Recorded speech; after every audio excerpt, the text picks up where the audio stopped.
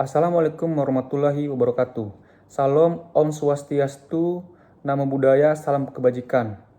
Perkenalkan, nama saya Eliaman Laia, NPM 221010-305, Matkul Pengantar Ilmu Hukum. Di sini saya akan menjelaskan tentang materi norma hukum. Yang pertama, saya akan menjelaskan tentang pengertian norma.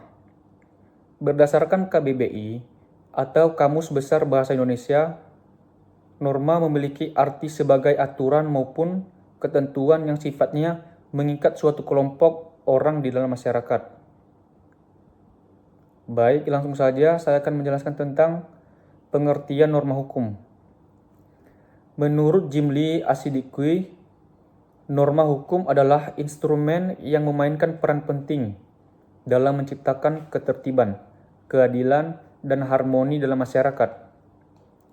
Sementara menurut beberapa ahli, norma hukum adalah aturan yang dikeluarkan secara resmi oleh penguasa negara, mengikat setiap individu dan bisa ditegakkan oleh aparat yang berwenang.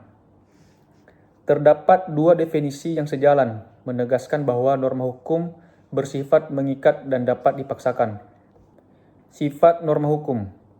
Dalam norma hukum, terdapat beberapa aspek yang mengatur perilaku manusia, yaitu yang pertama, suruhan.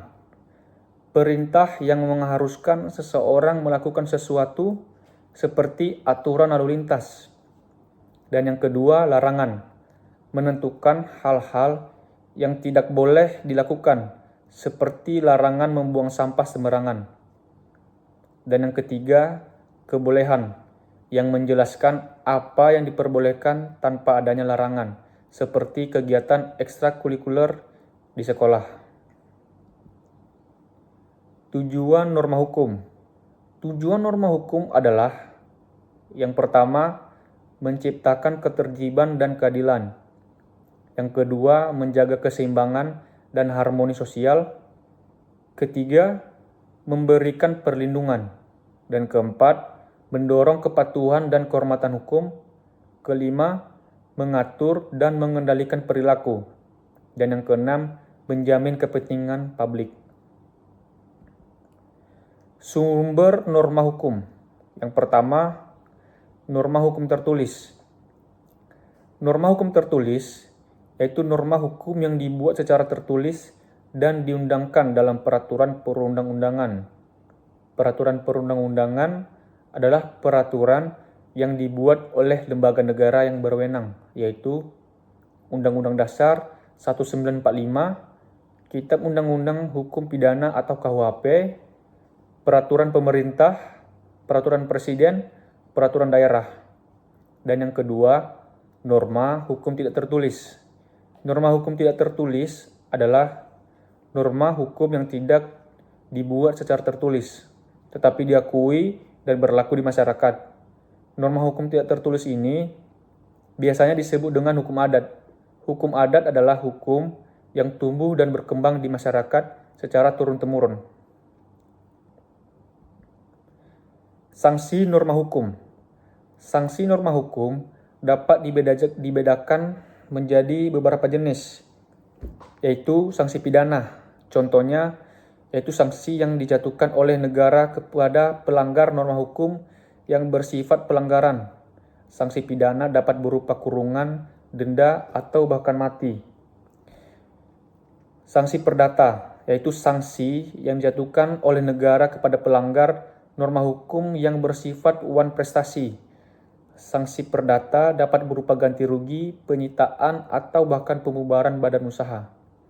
Dan yang ketiga, sanksi administrasi, yaitu sanksi yang dijatuhkan oleh pemerintah kepada pelanggar norma hukum yang bersifat pelanggaran administratif. Sanksi administrasi dapat berupa teguran, peringatan, atau bahkan pencabutan izin. Contoh norma hukum. Berikut beberapa contoh norma hukum yang telah diterapkan dalam kehidupan berbangsa dan bernegara di Indonesia. Yang pertama, setiap warga wajib mempunyai kartu tanda penduduk atau KTP dengan syarat usia minimal 17 tahun. Dan yang kedua, setiap anak wajib mengikuti pendidikan di sekolah. Ketiga, setiap kepala keluarga wajib memiliki kartu keluarga ataupun KK. 4. Orang yang melanggar hukum harus mendapatkan hukuman. Dan yang kelima, harus menaati rambu-rambu lalu lintas selama berkendara. Penerapan norma hukum. 1. Lalu lintas dan transportasi. Contohnya, aturan jalan raya. Norma hukum diatur dalam aturan lalu lintas seperti penggunaan seat belt, batasan kecepatan, lampu lalu lintas, dan lainnya. Pelanggaran terhadap aturan ini akan mengakibatkan sanksi seperti denda, tilang, atau penarikan surat izin mengemudi. 2. Lingkungan hidup. Pengelolaan sampah. Norma hukum mengatur cara pembuangan sampah yang bertanggung jawab. Pelanggaran terhadap aturan ini dapat mengakibatkan sanksi berupa denda atau tindakan hukum lainnya. Yang ketiga, hukum perdata, contohnya kontrak bisnis. Norma hukum mengatur mengenai pembuatan dan pelaksanaan kontrak bisnis. Pelanggaran kontrak dapat mengakibatkan tuntutan hukuman dan ganti rugi. Dan keempat, hukum pidana, contohnya pembunuhan. Norma hukum dalam kasus pembunuhan menetapkan hukuman pidana bagi pelaku tindak pidana pembunuhan sesuai dengan tingkat kesalahan yang dilakukan. Dan yang kelima, ketenagakerjaan, contohnya hak dan kewajiban karyawan. Norma hukum mengatur hak-hak karyawan seperti upah minimum, jam kerja, dan hak asuransi. Pelanggaran terhadap aturan ini dapat mengakibatkan tuntutan hukum dari pihak karyawan.